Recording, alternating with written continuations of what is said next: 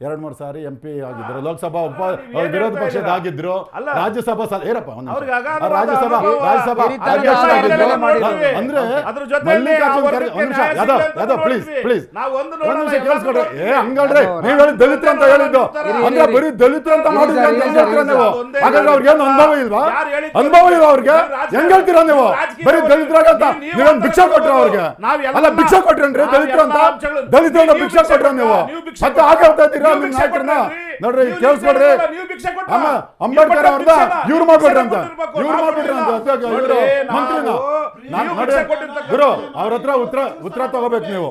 ಅವ್ರ ಹತ್ರ ಅದ್ರ ಜೊತೆ ನಾಗೇಂದ್ರ ಒಂದ್ ನಿಮಿಷ, ಅದ್ರ ಜೊತೆಗೆ ಇನ್ನೊಂದು ಹೇಳಿದ್ರೆ ಯಾದವ್ ಅವರು ಅದ್ರ ಪ್ರಶ್ನೆಗೆ ಉತ್ತರ ಕೊಡ್ಬೇಕು. ಅವ್ರು ದಲಿತರಾಗಿ ಅಂತ ನೋಡಿ ಮಾಡಿದ್ರ ಅಥವಾ ಅವ್ರ ಅಗಾಧವಾದ ರಾಜಕೀಯ? ಯಾಕಂದ್ರೆ ಮಲ್ಲಿಕಾರ್ಜುನ್ ಖರ್ಗೆ ಸಾಹೇಬ್ರು ಗುರು ಅನೇಕ ಸಂದರ್ಭಗಳಲ್ಲಿ ಮಲ್ಲಿಕಾರ್ಜುನ್ ಖರ್ಗೆ ಸಾಹೇಬ್ರು ಸ್ವತಃ ಹೇಳಿದ್ದಾರೆ, ನನ್ನ ದಲಿತ ಅಂತ ಹೇಳಿ ನಂಗೆ ಮುಖ್ಯಮಂತ್ರಿ ಕೇಳ್ಬೇಡಿ ಅಂತ ಅವರೇ ಹೇಳಿದ್ದಾರೆ. ಅನೇಕ ಸಾರಿ ಸ್ಟೇಟ್ಮೆಂಟ್ ಕೊಟ್ಟಿದ್ದಾರೆ. ಅವ್ರಿಗೆ ಗೊತ್ತು. ಅದ್ರ ಜೊತೆಗೆ ತಗೊಂಡ್ ಬಂದಿದ್ದು ನಾವು 1 ಲಕ್ಷ ಸ್ವಾಮಿ ಏನು ಮೊನ್ನೆ 23 ಚುನಾವಣೆ ಬಂದ್ಮೇಲೆ SCP TSP ಹಣ ಏನು ದಲಿತರ ಅಭಿವೃದ್ಧಿಗೆ ಅವ್ರಿಗೆ ಪರ್ಮನೆಂಟ್ ಅಸೆಟ್ ಕ್ರಿಯೇಟ್ ಮಾಡಕ್ ಕೊಟ್ಟು 39,000 ಕೋಟಿ ರೂಪಾಯಿಗಳನ್ನ ನೀವು ಗ್ಯಾರಂಟಿಗಳಿಗೆ ತಗೊಂಡಿದ್ದೀರಾ. ಇವತ್ತು ಇಲ್ಲಿ ಬಂದು ಏನ್ ಡೋಲ್ ಹೊಡಿತಾರೆ ನಾವು ಕೊಟ್ಟಿವಿ ಅಂತ ಕಾಯ್ದೆ ಮಾಡಿದ್ದು ಯಾರು ಸರ್? ಒಂದ್ ನಿಮಿಷ ಇರಪ್ಪ,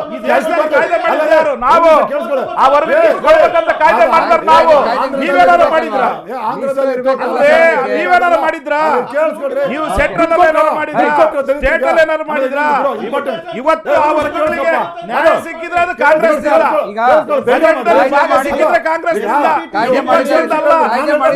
ಒಂದು ಧರ್ಮಕ್ಕೆ ಒಂದು ಇದಕ್ಕೆ ಸೀಮಿತವಾಗಿರ್ತಕ್ಕಂಥ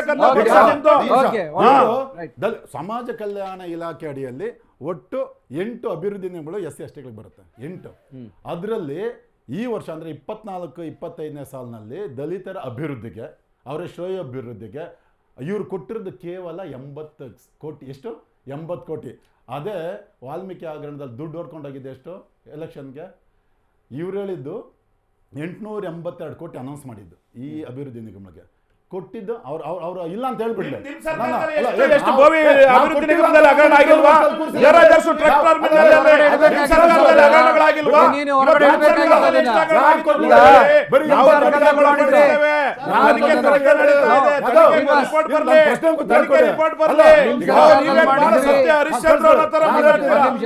ಹಗರಣಗಳು ಮಾಡಿದ್ರೆ ನೀವು ಹಗರಣಗಳು ನೋಡೇ ನಮಗೆ ಅಧಿಕಾರ ಕೊಟ್ಟಿರ್ತಕ್ಕಂಥದ್ದು ರಾಜ್ಯದಲ್ಲಿ 40% ಹಗರಣ ಮಾಡಿದ್ರೆ ಕೊನೆ ಮಾತು.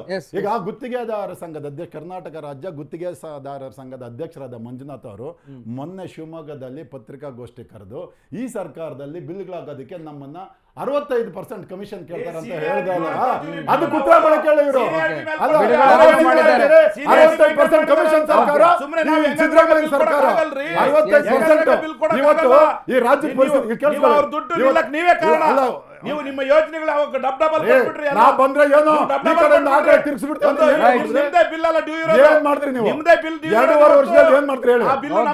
ನಿಮ್ದು ಪಕ್ಷ ಅಧಿಕಾರದಲ್ಲಿ 2.5 ವರ್ಷದಲ್ಲಿ ಏನ್ ಮಾಡ್ತೀರಿ ಹೇಳಿ? 2000 ಕೊಡಿ. ಅಲ್ಲ ರೀ, 2000 ಕೊಟ್ಟಿದ್ರೆ 4,000 ಕೊಟ್ರಿ ನೀವು. OM ಆರ್ಡರ್ ಕೊಟ್ರಿ 4,000. ನಾವು ಸರಿ ಮಾಡ್ತಾ ಇದ್ವಿ. ನಿಮ್ಮ ಪ್ರತಿಫಲ ಅದು.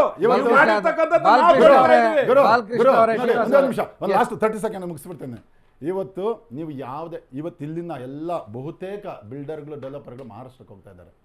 ಯಾಕೆಂದ್ರೆ ಪ್ರತಿ ಸ್ಕ್ವೇರ್ ಫೀಟ್ಗೆ ಇವರಿಗೆ OC ಕೊಡೋಕ್ಕೆ, CC ಕೊಡೋಕ್ಕೆ, ಕರೆಂಟ್ ಕೊಡೋಕ್ಕೆ ಪ್ರತಿ ಸ್ಕ್ವೇರ್ ಫೀಟ್ಗೆ 100 ರೂಪೀಸ್ ಈ ಸರ್ಕಾರದಲ್ಲಿ. ನೀವು ಯಾವುದೇ ಬಿಲ್ಡರ್ ನಿಮ್ಮ ಖಾಸಗಿ ಮಾತಾಡ್ತಾರೆ ಅಂತ ಲಜ್ಜೆಗೆಟ್ಟ, ಅಂತ ಭ್ರಷ್ಟ, ಲಂಚಗಾರ ಸರ್ಕಾರ ಈ ಕಾಂಗ್ರೆಸ್ ಸರ್ಕಾರ. ಇವತ್ತು ಸುಮಾರು ಉದ್ಯೋಗಗಳು ಸೃಷ್ಟಿಯಾಗಿದ್ದಾವೆ. ಇವತ್ತು ಎಲ್ಲರೂ ಕರ್ನಾಟಕಕ್ಕೆ ಇನ್ವೆಸ್ಟ್ ಮಾಡ್ತಾ ಇದ್ದಾರೆ. ಇನ್ವೆಸ್ಟ್ ಕರ್ನಾಟಕ ಅಂತೇಳಿ ITBT ಮಿನಿಸ್ಟ್ರಿ ಮಾಡಿದ್ರು, ನಿಮ್ಮರು ಯಾರು ಮಾಡಿಲ್ಲ. ಇವತ್ತು ಗವರ್ಮೆಂಟ್ ನಲ್ಲಿ ಬೆಂಗಳೂರು ಅಭಿವೃದ್ಧಿ ಮಾಡಿದ್ದೆ ನಾವು ಕಾಂಗ್ರೆಸ್ ಸರ್ಕಾರ, ನೀವಲ್ಲ. ಅವ್ರು ಮಾತಾಡ್ಬಿಡ್ಲಿ. ಇವತ್ತು ನೋಡ್ಬೇಕಾ DK ಶಿವಕುಮಾರ್ ಅವರು ಗ್ರೇಟರ್ ಬೆಂಗಳೂರು ಅಂತ ಮಾಡಿದ್ರು, ಅಭಿವೃದ್ಧಿ ಶೂನ್ಯ ಮಾಡಾಕಿದ್ರು. ಇವತ್ತು ಟೆಂಪಲ್ ರನ್ ಮಾಡ್ತಾ ಇದಾರೆ. ಅವ್ರ ಅಸಹಾಯಕರಾಗಿದ್ದಾರೆ.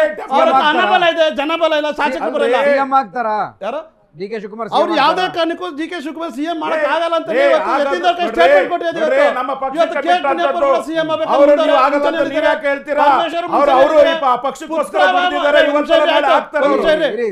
ಇವತ್ತು ಏನಾದ್ರು ಪ್ರಿಯಾಂಕಾ ಖರ್ಗೆ ಅವರು ಮೊದಲನೇ ಸತಿ MLA ಆಗಿ ಮೊದಲನೇ ಸತಿ ಸಚಿವರಾಗಿದ್ರು. ಪುತ್ರ ವ್ಯಾಮೋಹಕ್ಕೋಸ್ಕರ ಅವ್ರನ್ನ ರಾಷ್ಟ್ರೀಯ ಅಧ್ಯಕ್ಷ ಮಾಡಿದ್ರು. ರಾಜ್ಯದಲ್ಲಿ ಇದೆ CM ಮಾಡ್ಬೇಕಾಗುತ್ತೆ ಅಂತೇಳಿ ಫಸ್ಟ್ ಟೈಮ್ MLA ಆದ್ರನ್ನ ಸಚಿವರನ್ನ ಮಾಡಿದ್ರು. 2 ಪೋರ್ಟ್ಫೋಲಿಯೋ ಕೊಟ್ರು. 2 ಸತಿ MLA ಆದ್ರು. 2-3 ಪೋರ್ಟ್ಫೋಲಿಯೋ ಕೊಟ್ರು. ಅವ್ರನ್ನ ರಾಷ್ಟ್ರೀಯ ಅಧ್ಯಕ್ಷ ಆಗಿದ್ರು. ಇವತ್ತು ಮಲ್ಲಿಕಾರ್ಜುನ್ ಖರ್ಗೆ ಬಂದ್ರೆ ಅವ್ರು ಬಂದ್ರೆ ರಾಜ್ಯಕ್ಕೆ ಬಂದ್ರೆ CM ಮಾಡ್ಬೇಕಾಗುತ್ತೆ ಅಂತೇಳಿ ಪುತ್ರ ವ್ಯಾಮೋಹದಿಂದ ಅವರು ರಾಷ್ಟ್ರೀಯ ಅಧ್ಯಕ್ಷ ಮಾಡಿದ್ರು. ಅದೇ ರೀತಿ ಸಿದ್ದರಾಮಯ್ಯಗೆ ಅದೇ ರೀತಿ ಇರ್ರಿ ಒಂದು ನಿಮಿಷ ಇರ್ರಿ ಆಯ್ತು ಒಂದು ನಿಮಿಷ ಅವ್ರ ಪಾರ್ಟಿ ಅಧ್ಯಕ್ಷನ್ನು ಕೊಡ್ತಾರೆ ಬಿಡಿ. ಅವ್ರ ಪಾರ್ಟಿ ಅಧ್ಯಕ್ಷನ್ನು ಕೊಟ್ಟಿದ್ದಾರೆ. ಒಂದೇ ನಿಮಿಷ ಸರ್, ಒಂದು ನಿಮಿಷ. ಅದೇ ರೀತಿ ಸಾಕಷ್ಟು ಬಾರಿ ಇದೇ ರೀತಿ ಒತ್ತಾಯ ಬಂತು ಸಿದ್ದರಾಮಯ್ಯ ಮೇಲೆ, ನೀವು ರಾಷ್ಟ್ರೀಯ ರಾಜಕಾರಣ ಬನ್ನಿ, ರಾಷ್ಟ್ರೀಯ ಮಟ್ಟದ ರಾಜಕಾರಣ ಬನ್ನಿ, ನೀವು ಹೈಕಮಾಂಡ್ ರಾಜ್ಯ ACC ಬನ್ನಿ ಅಂತ ತುಂಬಾ ಸರಿ ಕರೆದ್ರು. ಇದೇ ಸ್ವತಃ CM ಸಿದ್ದರಾಮಯ್ಯರು ಪೂರ್ತಿ ರಾಜಕಾರಣ ಫುಲ್ ಟೈಮ್ ಅವರು ರಾಜಕೀಯ. ಸೊ ನಾನು ರಾಷ್ಟ್ರೀಯ ರಾಜಕಾರಣಕ್ಕೆ ಬರಲ್ಲ, ನಾನು ರಾಜ್ಯದ ರಾಜಕಾರಣ ಸಭಿಷ್ಟವಾಗಿದೆ, ನಾನು CM ಆಗಿ ಇಲ್ಲೇ ಉಳಿತೀನಿ ಅಂದ್ರು. ಇವತ್ತು ಯಾವುದೇ ಕಾರಣಕ್ಕೂ CM ಸ್ಥಾನ ಬಿಟ್ಕೊಟ್ರೆ ಸೀನಿಯರ್ ಲೀಡರ್ ಅಡ್ವೈಸ್ ಮಾಡೋಕ್ಕಾಗುತ್ತಾ ಹೋಗಿ ಅವರು CM ಸ್ಥಾನ ಬಿಟ್ಬಿಟ್ಟು ಬೇರೆಯವ್ರಿಗೆಲ್ಲ ಅಡ್ವೈಸ್ ಮಾಡೋಕ್ಕಾಗುತ್ತಾ? ಫುಲ್ ಟೈಮ್ ರಾಜಕಾರಣ ಇರೋದ್ರಿಂದ ಇವತ್ತು ಅವರೇ ಹೇಳಿದ್ದಾರೆ ಮಂಗಳೂರಿನಲ್ಲಿ, ನಾನು ಹೈಕಮಾಂಡ್ ಹೇಳಿದ್ರೆ ಖಂಡಿತವಾಗಿಯೂ ನಾನು ಕೆಳಗಿಳಿತೀನಿ. ಆ ರೀತಿಯಾಗಿ ಅವರು ನೂರಾರು ಹೇಳಿಕೆಗಳಲ್ಲಿ ಕೊಟ್ಟಿದ್ದಾರೆ. ಪಾಪ ಸಿದ್ದರಾಮಯ್ಯನವರೊಬ್ಬ ನುರಿತ ಯಾಕೆ ಕೊಡ್ತಾ ಇದ್ದಾರೆ? 50-50 commitment. ಒಂದು ನಿಮಿಷ ಸರ್, ಒಂದು ನಿಮಿಷ. ಸಿದ್ದರಾಮಯ್ಯನವರು ನುರಿತ ರಾಜಕಾರಣಿ, ಸರ್, ಒಂದು ನಿಮಿಷ. ಮೌಲ್ಯಯುತ ಒಂದು ನಿಮಿಷ ರಾಜಕಾರಣಿ. ಸರ್. ಅನುಭವಿ ರಾಜಕಾರಣಿ. ಖಂಡಿತವಾಗೂ ಸರ್, ಅವ್ರು ಯಾವತ್ತೂ ಅಧಿಕಾರಕ್ಕೋಸ್ಕರ ಈ ಒಂದು ಸಮಸ್ಯೆ, ಅಂದ್ಕೊಂಡಾರಲ್ಲ. ಈ ಒಂದು ಸಮಸ್ಯೆ. ಹೈಕಮಾಂಡ್ ಹೇಳಿದ್ರೆ 5 ನಿಮಿಷ ಒಂದು ಸ್ಥಾನದಲ್ಲಿ ನಿಮಿಷ ಇರಲ್ಲ ಅವ್ರು. ನೋಡಿ ನೀವು ಬೇಕಾದ್ರೆ ಈ ಸಮಸ್ಯೆ 2013 ಇದ್ದಂತ ಸಿದ್ದರಾಮಯ್ಯರಿಗೆ ಇರಲಿಲ್ಲ, ಅಪೋಸ್ ಇರಲಿಲ್ಲ. 5 ವರ್ಷ CM ಆಗೋರು ರಾಜಭಾರ ಮಾಡಿದ್ರು. ಅದು 2023 ಅವರಿಗೆ ಸಮಸ್ಯೆ.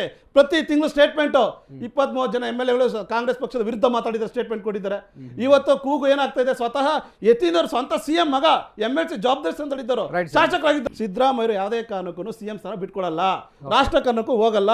5 ವರ್ಷ ಪರಿಪೂರ್ಣ CM ಆಗ ಅವರೇ ಉಳಿಬೇಕು. ಅವ್ರು ಉಳಿದ್ರೆ ಮಾತ್ರ ಪಕ್ಷ ಉಳಿ ಅಂತ ಸಿದ್ಧಾಂತಗಳು ಹೈಕಮಾಂಡ್ ತಲೆಬಿಸಿದೆ.